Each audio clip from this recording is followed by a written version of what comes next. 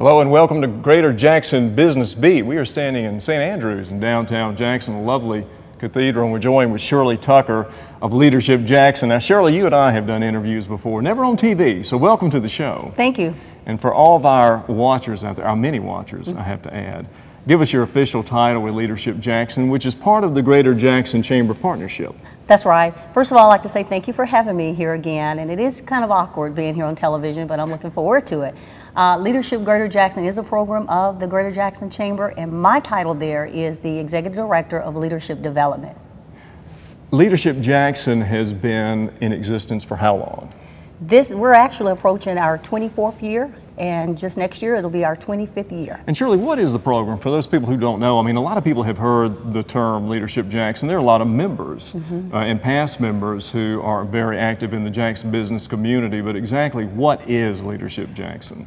Jack, leadership, like I said, has been around the community for a long time. And of course, there are leadership programs throughout the state as well as the country. There are tons of it. Our program is designed to develop leadership skills in men and women in the Metro Jackson area. That's Hinds, Madison, and Rankin County. Not only do we intend to develop their leadership skills, but we want to get them acclimated to the community by introducing them to the different facets of our community.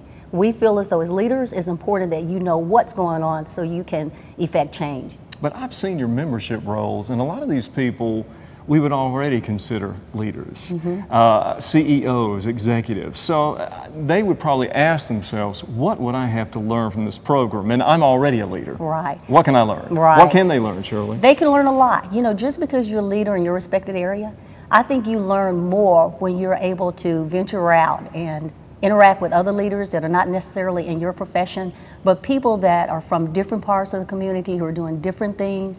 And I think regardless of how long you've been a leader, you can always grow as a leader.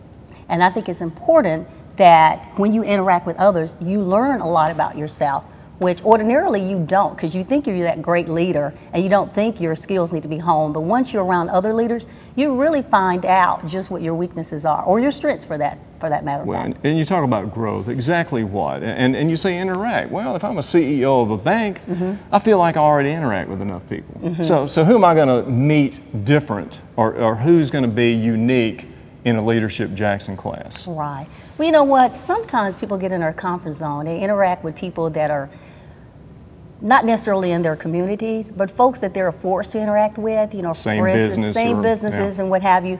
But in Leadership Jackson, you're taking down a different avenue. You're actually challenged to interact with people that are not necessarily from your socioeconomic background or even from your culture. And so with that, you have gained an opportunity to interact with people that you don't ordinarily interact with.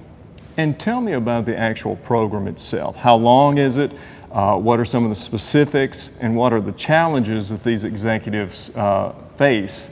Because it's not a cakewalk. I mean, I'm not a member. I've never been a member. We're going to change that soon. Yeah, we want you to be. But I've heard from some people who have said it's unlike anything we've ever been through. So how is it? Absolutely. You know, one of the first things that we do is we take our people on an overnight retreat. And generally in November, in fact, we just met our class for the upcoming year last week. And we had an opportunity to meet with them to explain the expectations of the year and also to explain to them what they would encounter in the upcoming year. It's a 9-month program. And each month we address a different issue. We will basically cover leadership skills in November. And it's basically an opportunity for the group to interact and get to know each other on a more personal level, because we do realize that, you know, after 9 months you gain this wonderful relationship among themselves. But after which we have this intense diversity session, and of course there's a gender session, followed with different other sessions that will allow them to learn more about the community. So you take people out of their comfort zone. We do. And you also take people literally out of their geographic zone. So where they may live in, let's say, a certain part of the community, they're going to go to places in Jackson that perhaps they've never been. Right. Am I right? Absolutely. Absolutely. And what do they gain by that? What do you think they gain? You know, or what have you been told by these leaders that they have gained from these experiences? Well, you know, a lot of people took things for granted. I just recall one year where we had a number of participants cry during one of our sessions where we actually went to stew pot.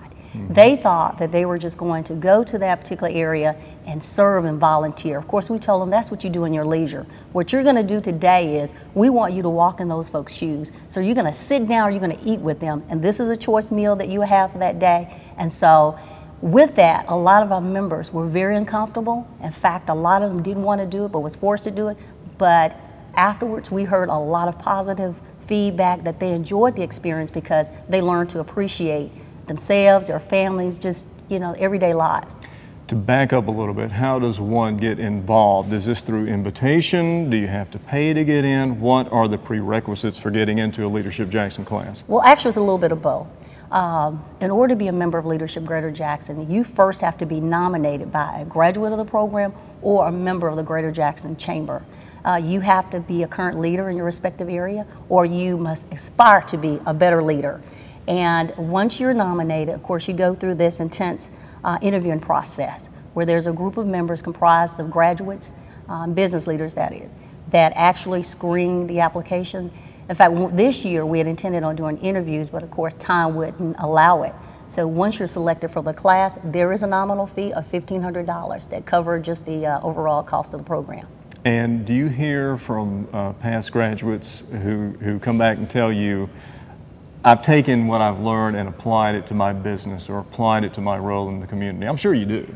We actually do. In fact, we did a survey after our 10 years into the program, and for the most part, majority of our people, in fact 80% of them, said that they had learned so much from the program they were actually utilizing it in their everyday lives, whether it's to interact with someone from a different race or culture or background, or it was to just go places that ordinarily they wouldn't go, because they understood the realm of the importance of being at a particular area and not being afraid. A lot of our people come into our program with stereotypes and some reservations about places in the community, but once we expose them to that area, there is a comfort level. Because sometimes people only know what they hear on the news or television, no offense, but we want people to be placed in real life experiences so they'll know for themselves.